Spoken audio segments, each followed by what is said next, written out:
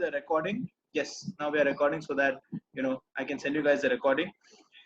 So I want to welcome each one of you guys to this program called Breakups to Breakthroughs. This program began when many people, kind of approached me and saying that, okay, we are dealing with breakups and we really don't know how to deal with it. That's why the name Breakups to Breakthroughs came.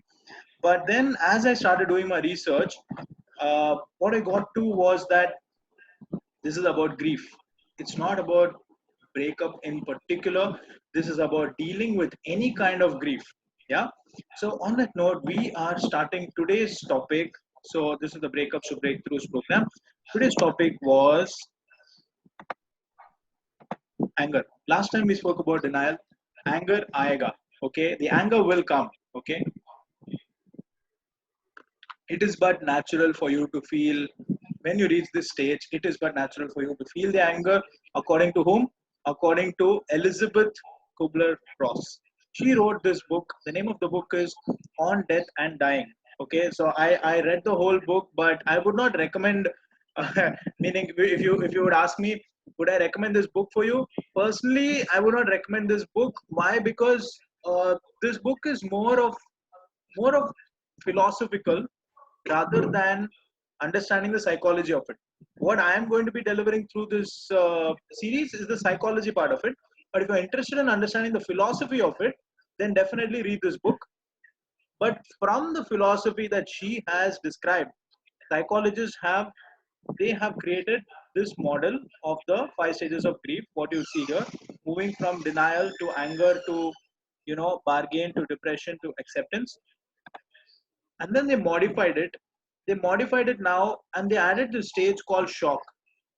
He said that people initially, when any traumatic experience happens, say an accident has happened, say sudden death of a loved one has happened, say a breakup has happened when you haven't like kind of like been expecting it, or even if you've been expecting it and even if it has happened, the initial paralysis at hearing a bad news is shock. Initially the person is at shock. Like last time we said, this denial gives a cushioning phase for the brain and the body to adjust to the traumatic event, right? And after that comes to anger. Anger is a frustrated outpouring of the bottled up emotion, right? So now the person starts to you know kind of experience a lot of anger.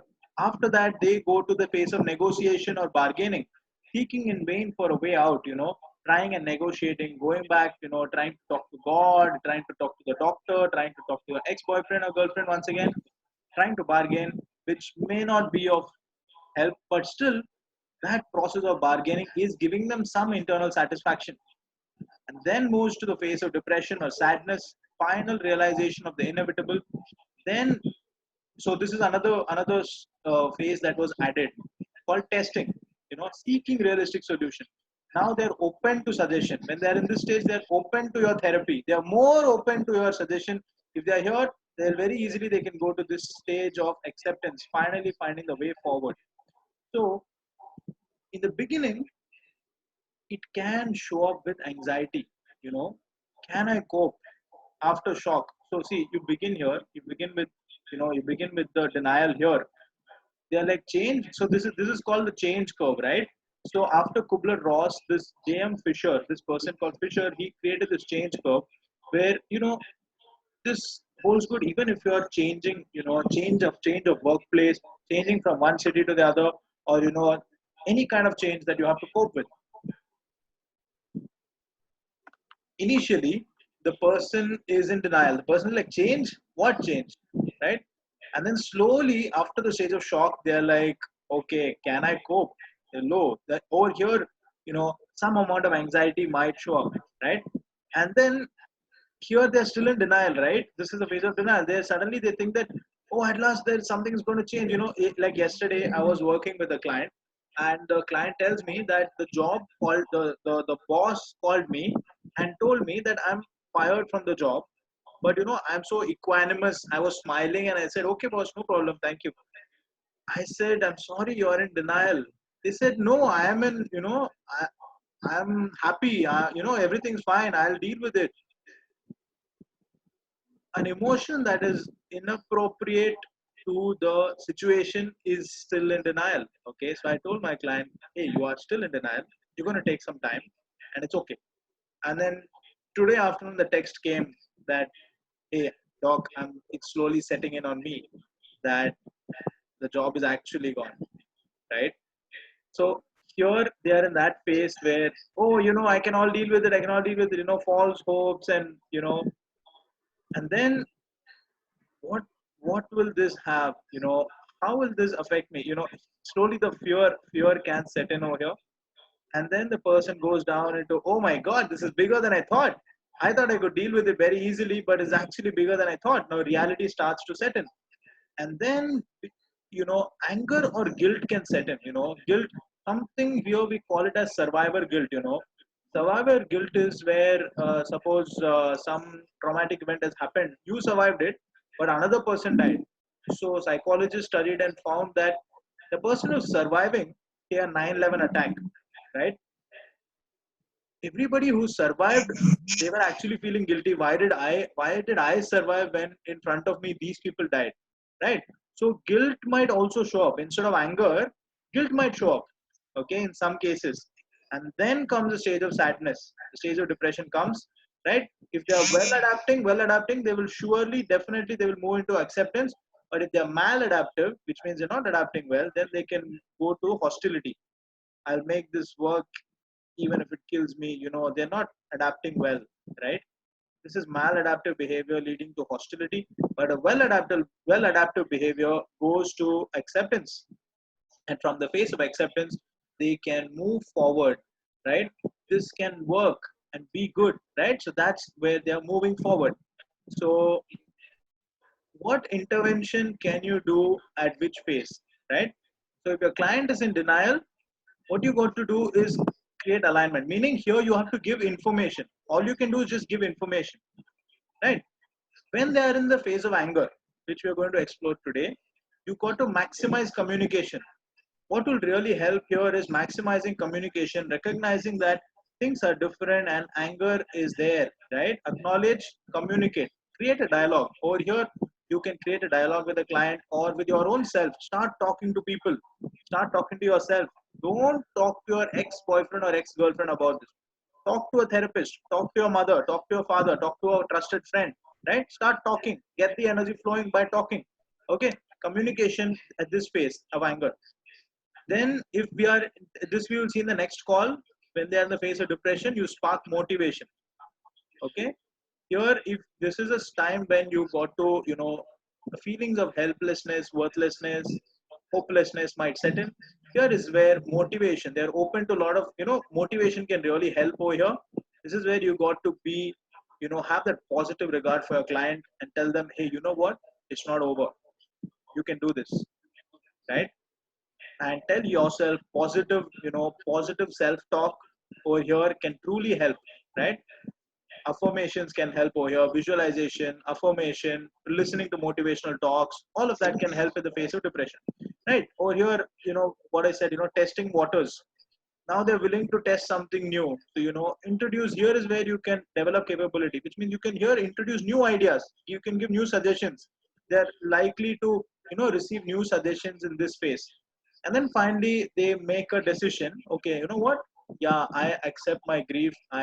You know I see that I am upset, I see that I'm sorrowful, I see how much this has hurt me, and I also see how much impact this grief is having in my life, and it is not going to go away. Okay, this program is not to run away from grief. This does not I do not give you a false hope that the impact or the grief will go away permanently, but this can truly help you to embrace it. Some scars, you know some memories are scars, but some scars are memories. I always say, like, it's going to be there, but it's not going to affect you.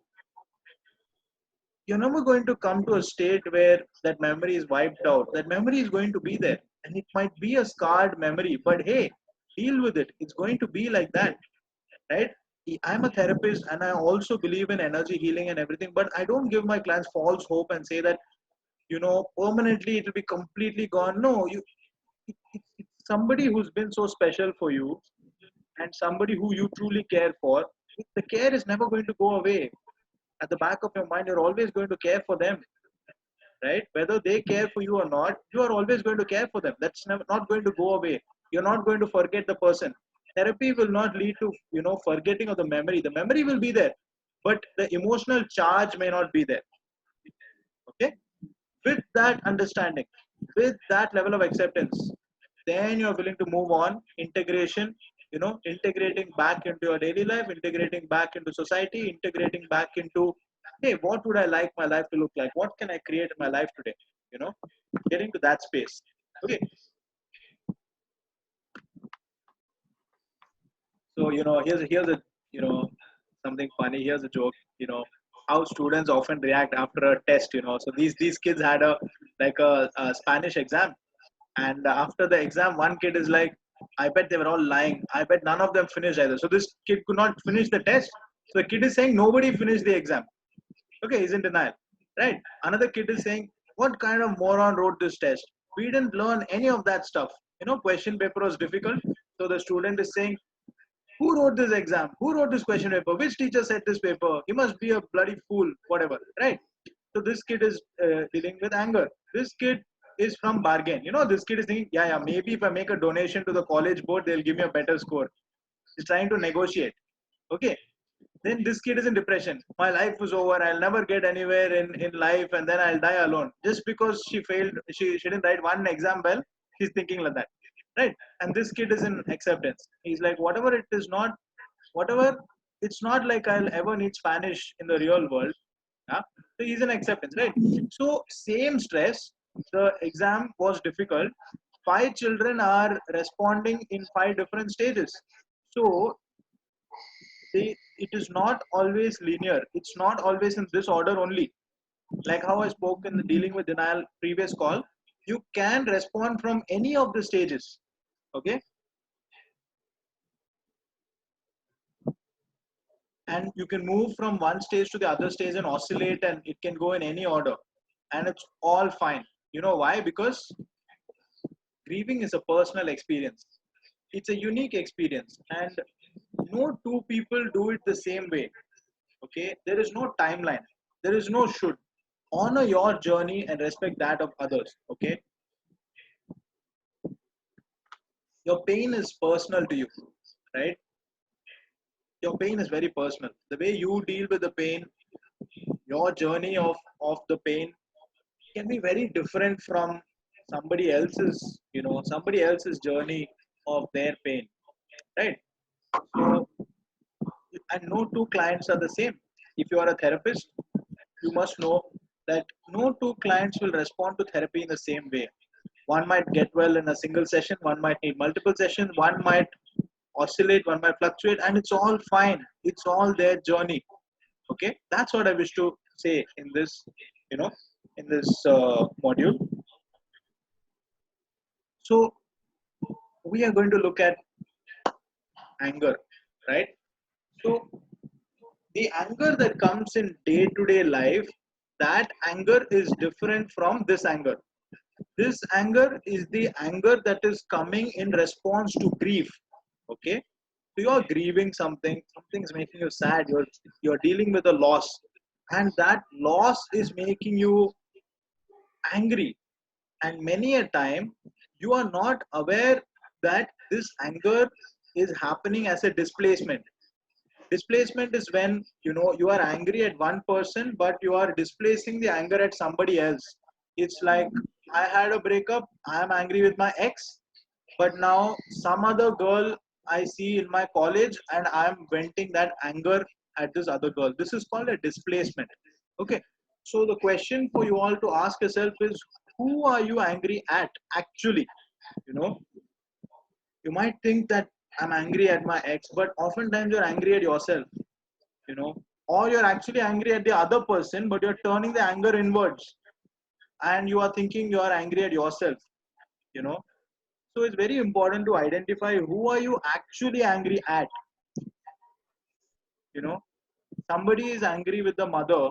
Many clients, when I work with them, I can see that they are angry at one of the parents, and they're recreating that anger in relationships, right? So you got to look at, who am I angry at, right?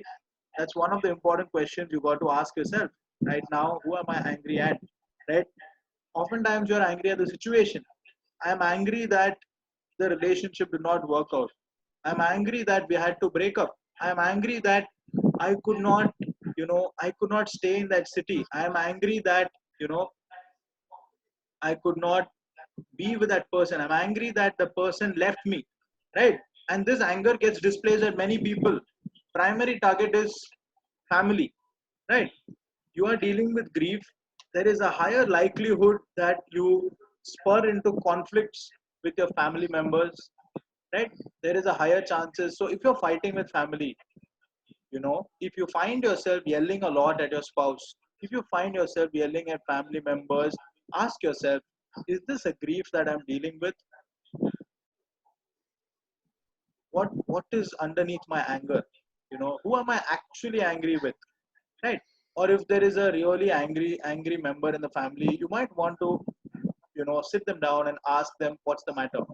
They might be grieving, right? You might not understand that they are grieving, but they might just show up with the space of anger, right? Maybe they're grieving, maybe they're going through something. You can talk to them and you can find out. Yeah. So this, one of the targets is family. Another target, especially so as a doctor, when I have seen in hospitals, when I was in my final year of MBBS, lot of these cases were happening in Maharashtra. That was violence against doctors. This was happening a lot, and we were not understanding why is this happening. Many doctors were wearing helmets and going to hospital just to show that, some doctors were thinking that they should learn self defense. So what was happening was, so there is this you know there is this syndrome. It's called the messenger syndrome. Messenger syndrome, what that is, in the ancient kingdoms, king used to be there.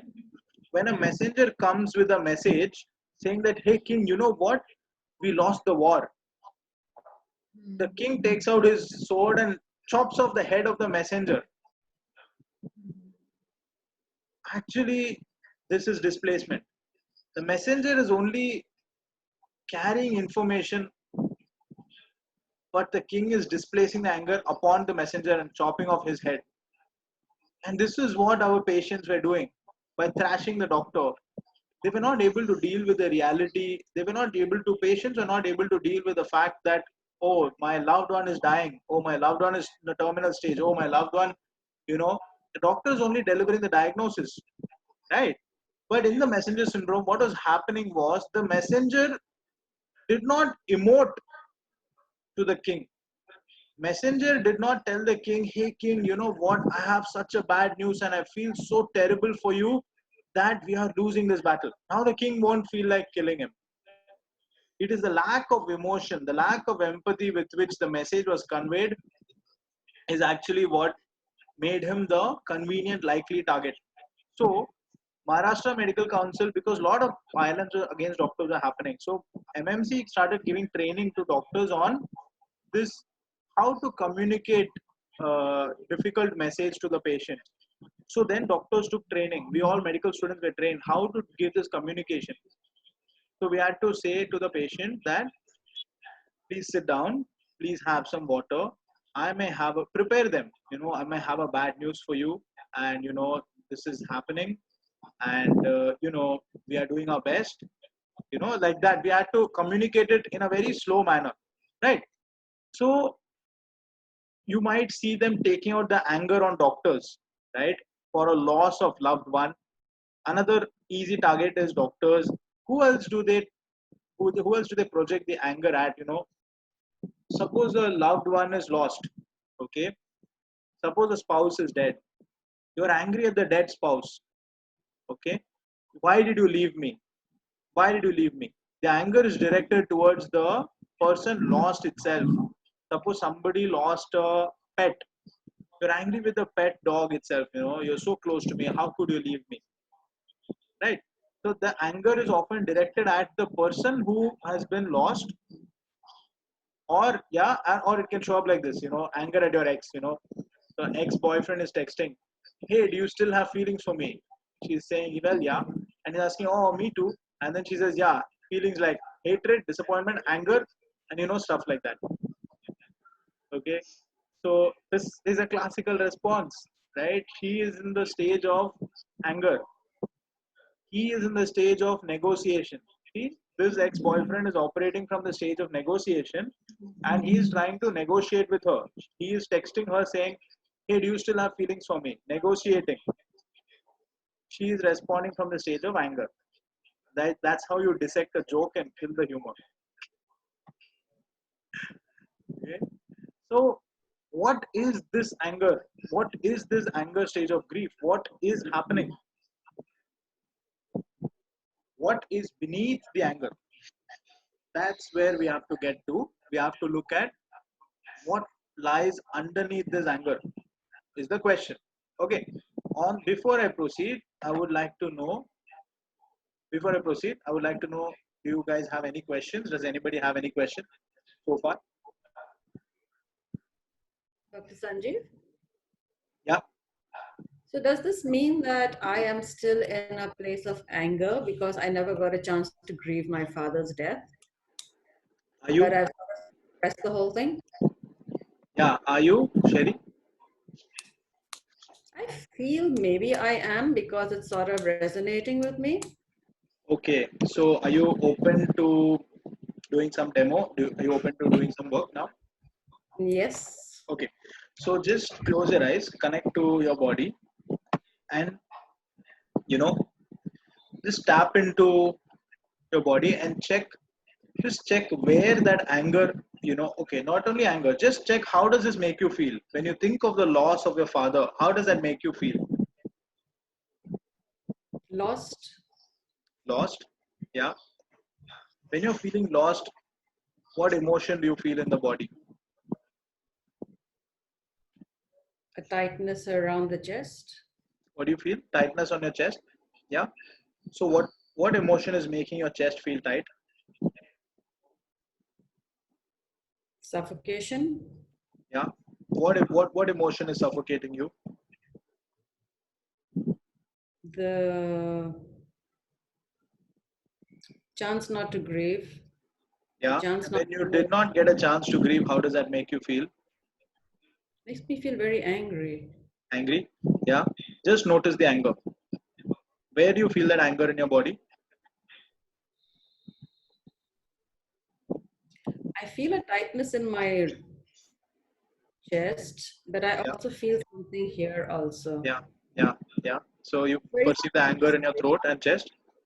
yeah. This part is very subtle. This is very strong. The chest is very strong. Chest is very strong. Okay. So just be with that anger in your chest. Watch it, acknowledge it, notice it, perceive it.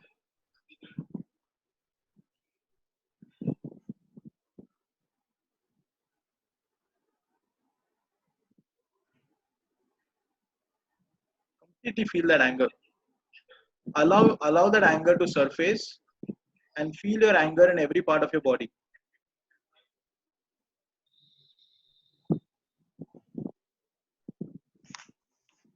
I'm feeling like my body is constricting. It's Yeah, just not. be with it. Just be with it. Notice it. Watch it. Just be with the emotion. Be with the anger. Acknowledge. Just say, I acknowledge my anger. I acknowledge my anger. I acknowledge my anger. I acknowledge my anger. I acknowledge my anger. I acknowledge my anger.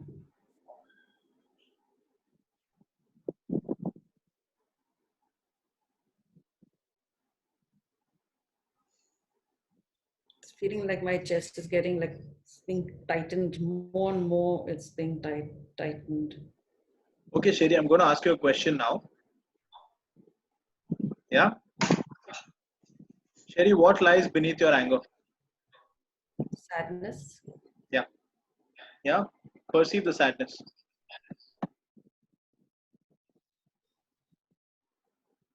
Be with the I can't. sadness. Watch the sadness.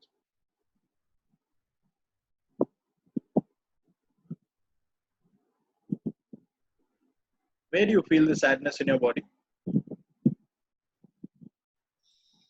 In the chest again. Chest, yeah. Just notice the sadness in your chest,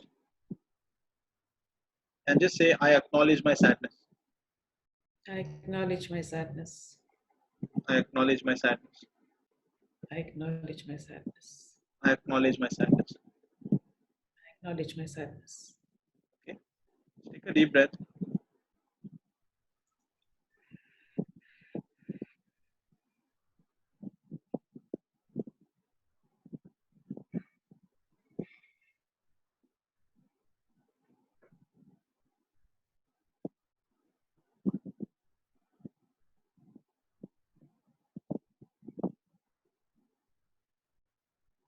What's happening?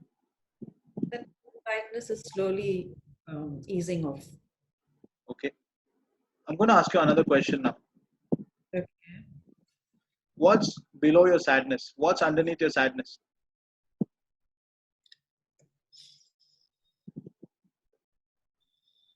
Grief that I What's couldn't say underneath good. your grief?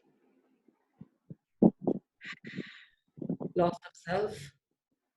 Okay, think of your father. Imagine your father in front of you. Yeah. Yeah. What's underneath the anger? What's underneath the grief? What's underneath the loss? What's underneath all of that?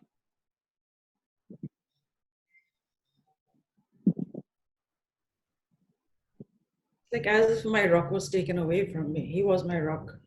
Is your rock? Yeah.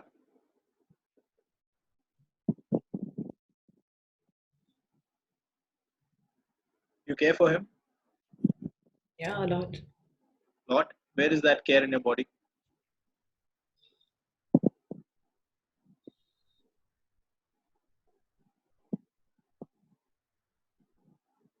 Can't feel it anywhere in my body. Don't feel the care anywhere. Yeah. Okay. Just scan your body. And when you don't feel that rock, how does that make you feel? The first words that came to me was freedom. I don't know why. Freedom. Okay. Yeah. Where you? Yeah. Are you feeling free? No, You free? Do you feel free in your body? no. No. Okay. What's happening to your chest?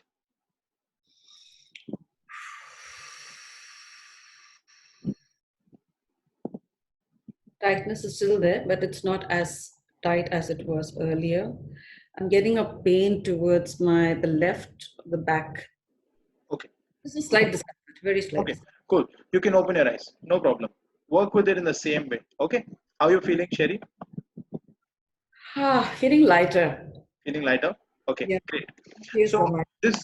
Thank you. Thank you so much for that. So you can continue working with yourself. All you have to do is just close your eyes, scan your body, wherever you're feeling the emotion, wherever you're feeling the tightness, wherever you're feeling whatever sensation, just be with it, notice it, acknowledge it. Okay, All you have to do. okay. Okay. What I wanted to illustrate through this demo is to everybody, what I wish to illustrate is this. What's beneath the anger? Oftentimes, beneath the anger, there is a hurt. Okay. Usually, there is a hurt. Anger is hurt exposed. There are triggers in your day to day life. And why are these things triggering us? These things are triggering us because there is a hurt. And when the trigger touches the hurt, your defense mechanism is anger. Okay. So if you're angry with your ex, if you're angry with your father, if you're angry with the boss, if you're angry with somebody, because there's a hurt. You can't just do anger management. And see, I don't believe in anger management. With all due respect to all the other coaches and other motivators and other trainers who teach anger management, I don't believe in anger management. I believe in looking at what's beneath the anger, which is the hurt. And I think this is something deeper, right? But for all practical purposes, if you're not able to get here, definitely use all anger management techniques that are there. No problem, right? Now, if you go one layer deeper than the hurt, in Sherry's case, Sherry, what was that which you said? What did you feel beneath the hurt? What was there? I can't remember. Okay. You remember you said there was a tightness in your chest? Yeah. Yeah. And she said she was feeling sad. Yeah, that's right. Yeah. Usually what's beneath the hurt is sadness. Okay. So usually when you're doing therapy also, when your client says, I'm feeling hurt, or when you yourself are feeling hurt, it's usually what lies beneath the hurt is a sadness. That emotion of sadness or sorrow is the lubricant to your machine. That emotion is going to help you. Acknowledging and embracing that grief, acknowledging and embracing that sadness is actually going to help you to overcome the grief. It's going to help you to overcome the loss. Okay. And what's beneath the hurt? What's beneath the sadness? Usually it's an inner child. Usually it's an inner child looking for care. You know what she said? When my father is not there, I feel like that rock in my life is gone. It's this child talking. It was not Sherry speaking. It was this inner child that was talking. It was this inner child that was looking for care, right? So, what's beneath the sadness is that you are looking for that care, right? So, it's that inner child within you who is who has lost that care, which is showing up as sadness, which is showing up as hurt, which is boiling up as anger. What's underneath the anger? Usually a hurt. What's underneath the hurt is usually a sadness. What's underneath the sadness? Usually that inner child looking for the care, right? Separation anxiety is something inherent for children. Very often, when the child is away from the mother, when the mother, even if the mother goes to the washroom, the child is searching. Child is really, searching for her. Yes, Romlin says perhaps guilt. The intensity of anger is intensity of hurt. At times, we need nurturing hugs. Correct. You do. Correct. What about revenge? Yes, revenge is somebody asking on the text. What about revenge? Revenge is also anger, right? Retribution. It's a way of hurt. I'm hurt and I'm seeking a band-aid. That and we are somewhere confused to believe that the retribution and the revenge is going to be that band-aid over the hurt. It may not be the case, right? Neha says I am feeling anger on my stomach towards my mother. Yeah, Neha, you can work on it. Just sit with your stomach, notice your stomach. Maybe at the end of this program, we will all do a group therapy work. We will all tap into it and we can work on it. Yeah. Chaya has a question. We'll take questions at the end of this. Okay. So that is your inner child looking for care. First thing what you have to acknowledge is that yes, I care. You got to acknowledge yes, I care for them. I still care for him. The care is never going to go away. No matter how much I hate them, even if they're abusive, even if actually I hate them, even if they hate me, the care is not going. It won't go. Okay. Yeah, you said your anger on your stomach, no, and I said sit with it. Look at this. I sat with my anger long enough until she told me that her real name was grief. Okay, there is a grief beneath, right? So, what are some of the ways while you are in the stage of anger? Okay, you're not having time to do meet a therapist. You don't. You right. What else can you do? One is, as I said, vent it out, talk it out, right? Speak the anger, express the anger. You know, communicate, call a friend, talk to your trusted family member or therapist if you can, right? Talk to someone about this, what's going on. Next, physical activity to release aggression. Physical activities definitely help, right? It can be cycling, it can be swimming, it can be gymming, it can be anything. It will help you to channelize the aggression. It will help you to channelize the anger so that you can slowly go to the next phase, so that you can transition to the next phase. It's important to deal with the anger and important to have a creative outlet. Speaking of creative outlet, journaling is definitely a very good coping mechanism. Writing out your thoughts can just empty your overthinking. Writing is very good. And if you don't want to write it on pen and paper, you want to text it on the phone and keep on your notes, that's also great. You can do that. And on your smartphones, there's an app I highly recommend to everybody. The name of this app is called CBT Diary, Cognitive Behavior Therapy Diary. There's an app. Okay, you can go to Play Store. It's freely available. This app is designed by psychologists, right? How this app is function. First, it will ask you for the situation. You put the situation. So and so happened, whatever. Whenever you're angry, whenever you're upset, you can use the app, right? And then it'll ask you what emotions are going on, and then it'll show you some emotions. It's like a mood meter. It'll help you to identify which emotion you're going through. Just by identifying what emotion you're going through at a given moment can be quite cathartic, because when you name it, you can measure it, and when you can measure it, you can control it.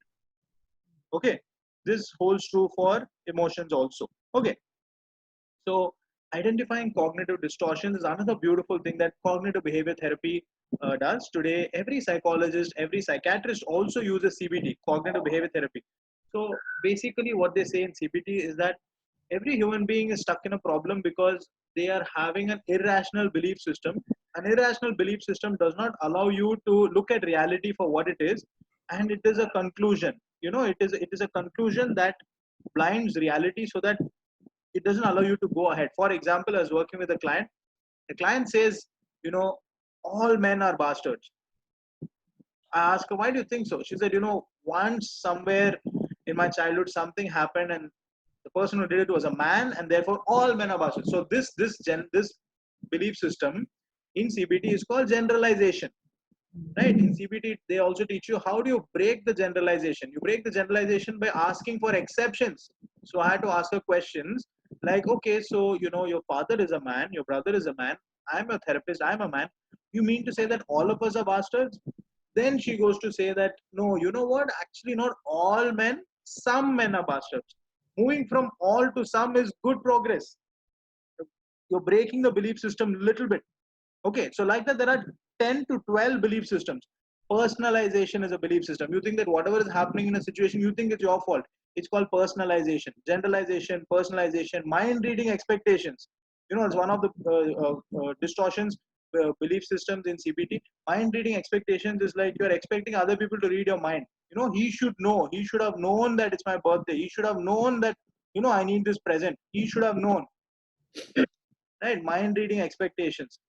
So the diary, the app itself will ask you questions and help you to spot what is that irrational belief system. It's quite therapeutic. I highly recommend. So another thing, while somebody is in the face of anger, we psychologists really encourage them to do activism. Activism definitely helps dealing with anger and aggression, releasing it. See, this person, these people, in the USA, a lot of this gunshot episodes were happening. One child is worth more than all the guns in the world. We call BS. We call bullshit. Right? March for our lives. Right? So there is a grief that is happening. Some children in the schools were shot by somebody. So how does the people, school, parents, teachers, how do they deal with the grief? It's quite a loss, right? So when they were in the state of anger, psychologists said, go for a rally. It's okay, do some activism, right? Speak for that cause, release the anger, work for that cause, right? When the Nirbhaya happened, so many people were doing huge amounts of activism. It was quite a grievous experience for the whole nation when Nirbhaya happened. And everybody took candles and they protested and they went on activism. So activism is an excellent, actually, if you look at it, many activists are actually dealing with the grief. And it's a healthy mechanism to cope with the grief. Healthy mechanism to cope with the anger is activism. Okay. On that note, I would like us to all get into a therapy or self-work, kind of a thing. Questions can be taken after this. Okay. Or actually, you know what? Maybe we can take questions and then we can do the therapy thing. Does anybody have any questions?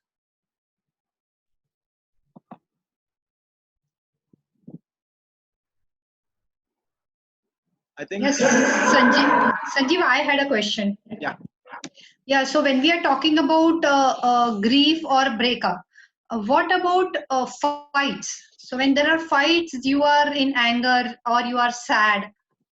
So how would you classify or how would you include that in this therapy? Where, how do you So make? that doesn't come under a grief response. That's only a trivial. It's a trigger. That response is just responding to a trigger in the situation. Okay. It's not a grieving response. But there is anger, there is sadness, everything is there. See, Still. see. Okay. I'll tell you something. Every emotions are all emotions are always there. The response of anger in that situation is not a phase of anger in the grieving response. Anger as an emotion is different. Anger as a phase is different. Okay. So here we are talking about anger as a stage in dealing with grief. Here see, it is like the difference between weather and climate. See, here Yeah, we are got it. talking about this anger as a stage, this depression as a stage, not as a temporary feeling. Anger as a feeling is like weather. Today it rained, but the overall season is summer season. Even if it rains on one day, it's still summer, right? So that season is the stage of anger, what we are talking as a grief response, right? But a temporary lash out is not a grief response. That's just a temporary lash out. So what about people who are, a toxic relationship, who are, fighting and talking about divorce and fighting and fighting and fighting? That So doesn't come under this. okay, that even then. that So doesn't come long under period this. of anger, but it does not come under this. Here we are talking about grief response. Somebody's Okay. child died, somebody's husband died, somebody's Okay. had a breakup. Post that, that's Okay. the topic here, Okay. right? Yeah, thank you. Thank you. Any other question? Yes, I have a question. Yeah.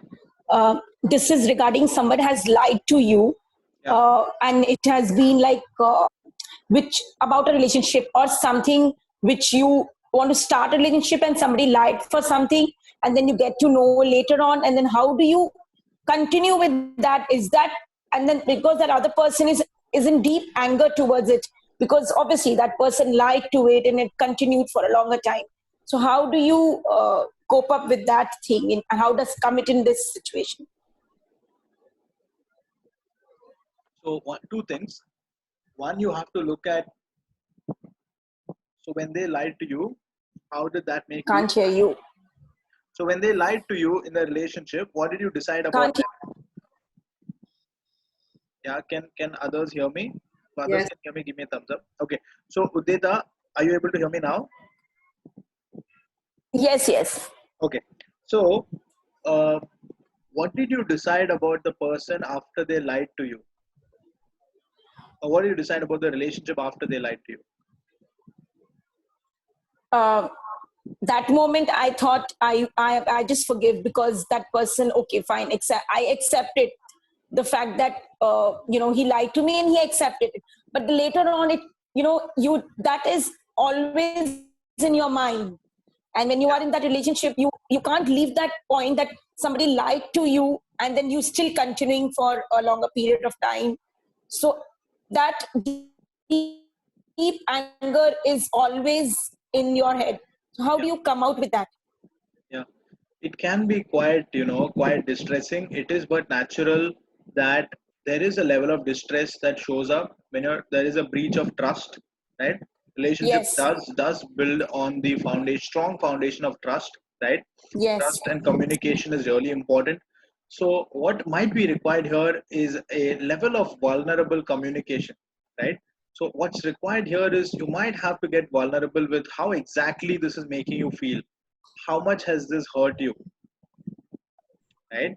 You might have to look at Yeah. that, and you might have to express from that space.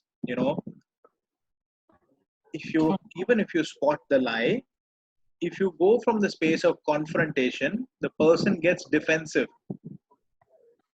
They try to cover up the lie. So never approach from a Yes, space of yes. confrontation. Okay, don't approach from a confrontational space. Approach from a vulnerable space. Approach from, hey, I'm a little confused here, can you help me? Or approach from, hey, you know what, I'm feeling really hurt and I'm feeling completely violated and betrayed. I don't know how myself to recover from this situation, can you help me? You know what I'm saying? Yes, yes, Yeah. So you got to look at yes. what this is making you feel. Okay. And also you have to look at what what's deeper than that. So there's something else also here which we can't work with right now due to the limitation of time. But something else that you have to explore, maybe sitting in therapy or whatever, is you got to look at attachment styles here.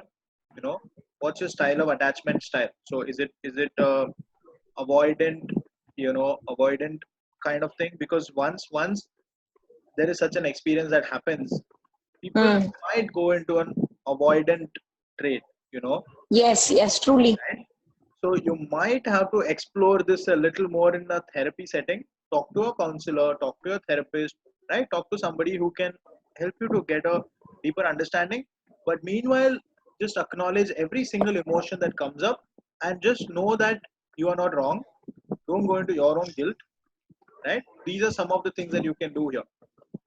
Because I have accepted, okay, fine, somebody's lied to me, but still I continue the relationship. So that's a guilt inside me that why did I Yeah. continue instead of knowing it.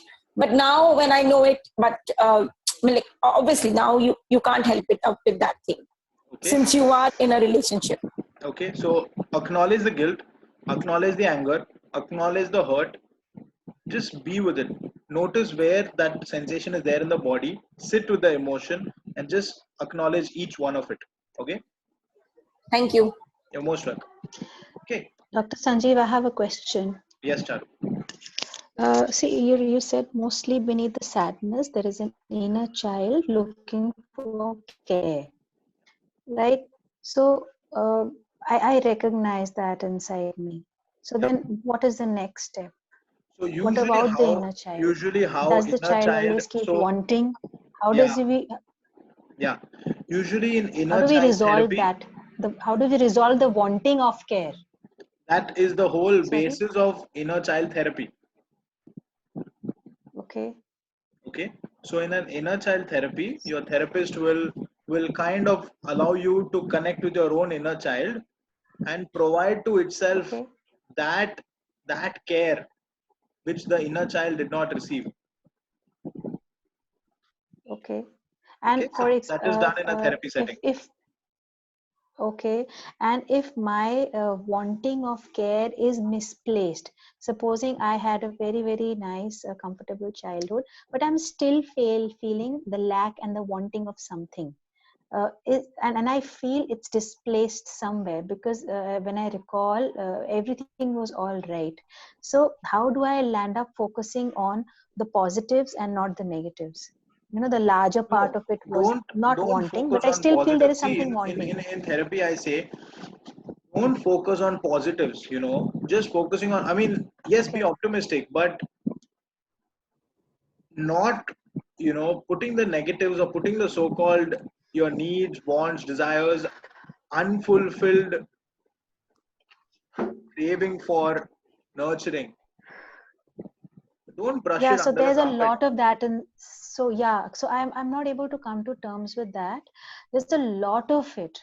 Yeah. The wanting, the need and the wanting for care is there's a lot of me wanting that. So how do I Okay. deal with it? Okay. So if you're open to it, let's do a quick Yeah, session. This we'll do it for everybody. Okay. Let's do yeah. a quick inner child work. Okay. So everybody, please close your eyes.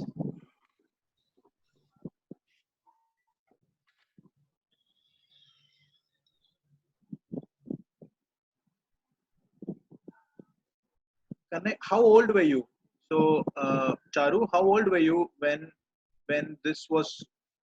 How old is that inner child that is craving for all of this?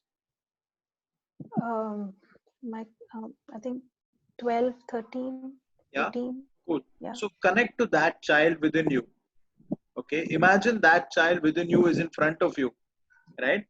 Whatever is that Mm. child within you that it missed out on the nurturing, that child within you that missed out on the support, maybe that teenage self of yours that did not receive, or maybe that 5-year old within you that felt this huge loss when it got separated from the mother in a marketplace. Whatever that is for you, close your eyes, visualize that year old child of you, of yourself, in front of you.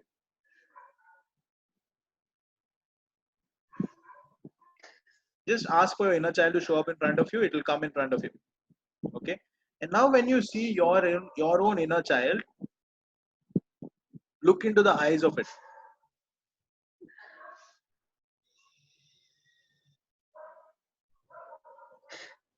It's too painful. Yeah, be with it.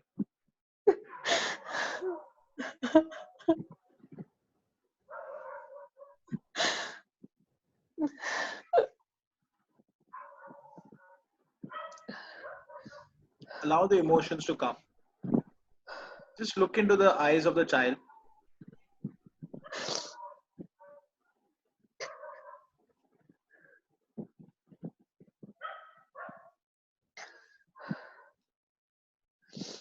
And just say, I see you. I see you. I see you. Just say, I hear you. I hear you. I hear you. Just look into its eyes and just say, I feel you. I feel you. Now just look at the inner child and just notice whatever was the energy that it did not receive. Notice what is the energy that it did not receive. Was it there? It did not receive the nurturance. It did not maybe receive the attention. Maybe it did not receive the support. Maybe it did not receive the care. Maybe it did not receive a hug. Yeah, Ask, all of that. All of yeah, that. yeah. So All of just that. ask your inner child, what is it that you require?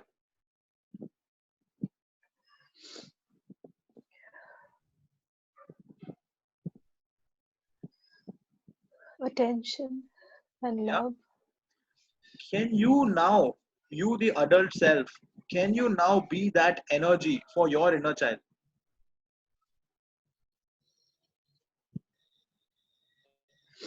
I acknowledge myself that I need that attention. I will give that attention to Yeah. myself Yeah. What if you could provide to your and inner love child? myself. What if you could provide yourself that attention? What if you can provide yourself that care? What if you can provide your little inner self that hug? What if you could provide to your inner child that love, that tenderness, that nurturing? What if you can provide your that little child support? I think I grieve the loss of my inner child, my childhood. Just be with it. Just be with your inner child. Look at your little self and open your arms and ask that little child to come closer to you.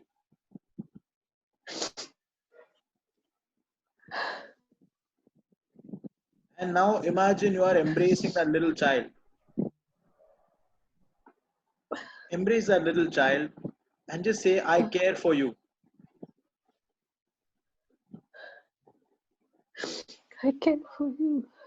I will always be there for you. I care for you. I will always be there for you. I will never judge you. I will never judge you. I will always be there with you. I will always be there with you. You are me. You are me. I am you. I'm you. You are a part of me. You are a part of me. You are me. You are me. Yeah, now just imagine that inner child is integrating within you.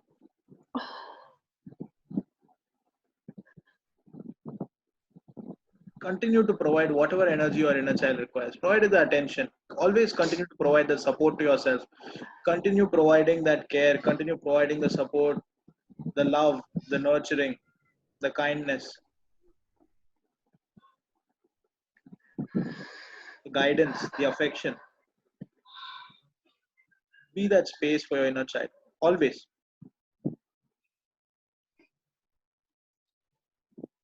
Just imagine that inner child is now growing up within you, growing up, becoming bigger, becoming now the same age as you. Integrate and just say, I heal and integrate myself. I heal and integrate myself. I love and accept myself. I love and accept myself As I am. as I am now. Yeah. Now you can open your eyes. Yeah.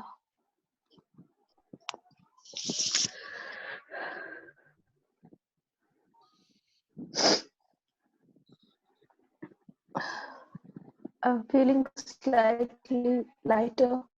Feeling lighter? Okay. Thank you. Thank you, Charu. You can do this every day. Yeah, yeah, Okay. yes, I Thank can. you. Thank you so much. Thank you so much. Yeah, thank you, Yeah. Doctor. Yeah, thanks. Thank you.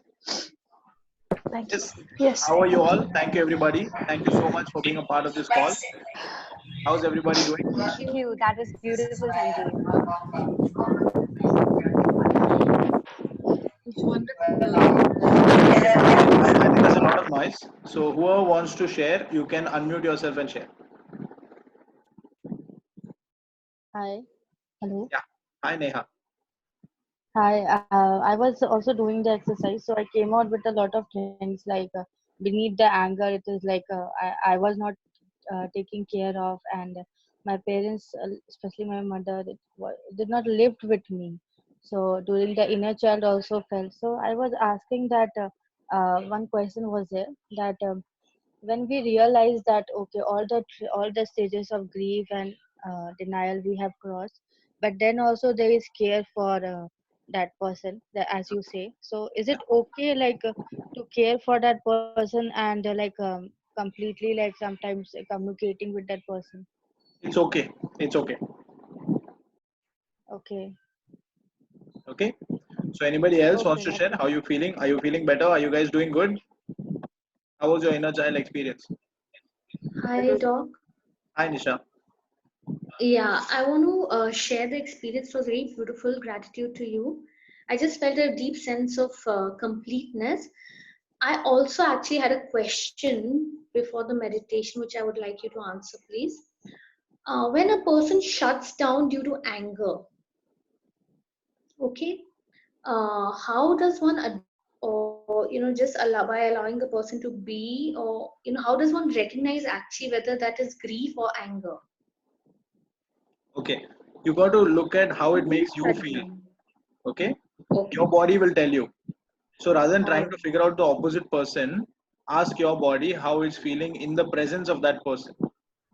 If in the presence of that person you are feeling, your barriers are going up, you're feeling kind of, defensive, that means he's angry.